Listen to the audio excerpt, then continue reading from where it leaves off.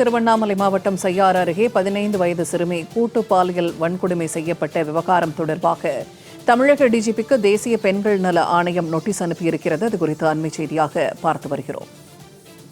தேசிய பெண்கள் நல ஆணையம் தானாக முன்வந்து விசாரணையை தொடங்கியிருக்கிறது. இது தொடர்பாக தமிழக டிஜிபிக்கு தேசிய பெண்கள் நல ஆணையம் நோட்டீஸ் அனுப்பியிருக்கிறது. அண்மை செய்தியாக அது குறித்து பார்த்து வருகிறோம்.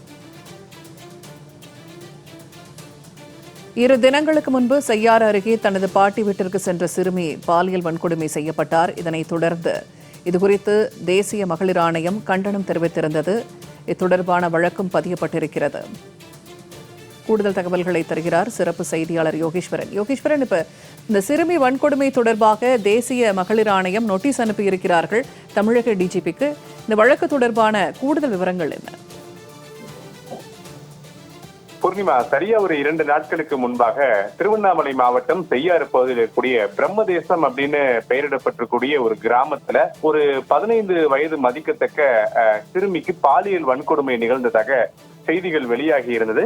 இது குறித்து விசாரிக்கப்படும் போது அந்த குறிப்பிட்ட சிறுமி காஞ்சிபுரம் மாவட்டத்தை சேர்ந்தவர் என்றும், திருவண்ணாமலை மாவட்டம் செய்யாறு பிரம்மதேசம் கிராமத்தில் இருக்கக்கூடிய அவருடைய பாட்டி வீட்டில் நடைபெற்ற சுப நிகழ்ச்சியில கலந்து கொள்வதற்காக குடும்பத்தினரோடு அந்த சிறுமி சென்று இருந்தார் அப்படின்ற தகவல்கள் எல்லாம் உறுதிப்படுத்தப்பட்டது. பின்னர் மேற்கொண்டு விசாரிக்க முற்படும் போது அந்த சிறுமி மாலை நேரத்துல பாட்டியுடைய வீட்டிலிருந்து மற்ற சிறுவர்களோடு சேர்ந்து கடைக்கு சென்ற போது அந்த சிறுமி நீண்ட நேரமாகியும் வீடு திரும்பாத காரணத்தினால் அக்கம் பக்கத்தினர் உதவியோடு தேட தொடங்கிய போது வீட்டிலிருந்து அருகில ஒரு இடத்துல மயக்க நிலையில சிறுமி கிடந்ததாகவும் உடனடியாக காவல்துறைக்கு தகவல் தெரிவிக்கப்பட்டது அப்படின்ற தகவல்களை எல்லாம் வழங்கி இருந்தாங்க. இது தொடர்பாக ஏற்கனவே செய்யாறு காவல்துறையினர் வழக்கு பதிவு செய்து அந்த பாதிக்கப்பட்ட சிறுமியிடம் விசாரணை நடத்தப்பட்ட நிலையில பாலியல் வன்கொடுமை செய்யப்பட்டது அப்படின்றது உறுதிப்படுத்தப்பட்டது.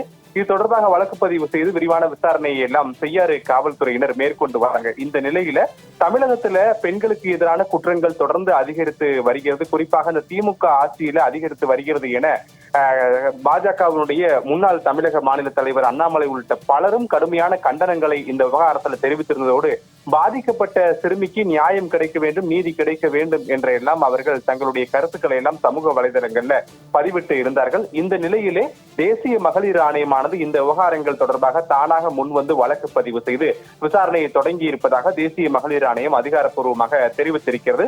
5 நாட்களுக்குள்ளாக இந்த வழக்கு தொடர்பான விரிவான விசாரணையை தமிழக டிஜிபி தேசிய மகளிர் ஆணையத்திடம் ஒரு விரிவான அறிக்கையாக சமர்ப்பிக்க வேண்டும் என தேசிய மகளிர் ஆணையம் இந்த விவகாரத்துல உத்தரவிட்டு இருக்கிறது. இது மட்டுமல்லாமல் பாதிக்கப்பட்ட சிறுமி, பாதிக்கப்பட்ட குடும்பத்தினர் உள்ளிட்டோருக்கு உளவியல் ரீதியிலான ஆலோசனைகளை தமிழக காவல்துறை வழங்குவதற்கு ஏற்பாடு செய்ய வேண்டும் என தேசிய மகளிர் ஆணையம் உத்தரவிட்டிருப்பதோடு பெண்களுடைய பாதுகாப்பை உறுதி செய்யக்கூடிய அதே நேரத்துல குற்றவாளிகள் உடனடியாக கைது செய்யப்பட வேண்டும் என்றும், குற்றவாளிகள் மீது முதல் தகவல் அறிக்கை பதிவு செய்யப்பட வேண்டும் என்றும் தேசிய மகளிர் ஆணையம் அனுப்பியிருக்கக்கூடிய அந்த கடிதத்துல தெரிவித்திருக்கிறது.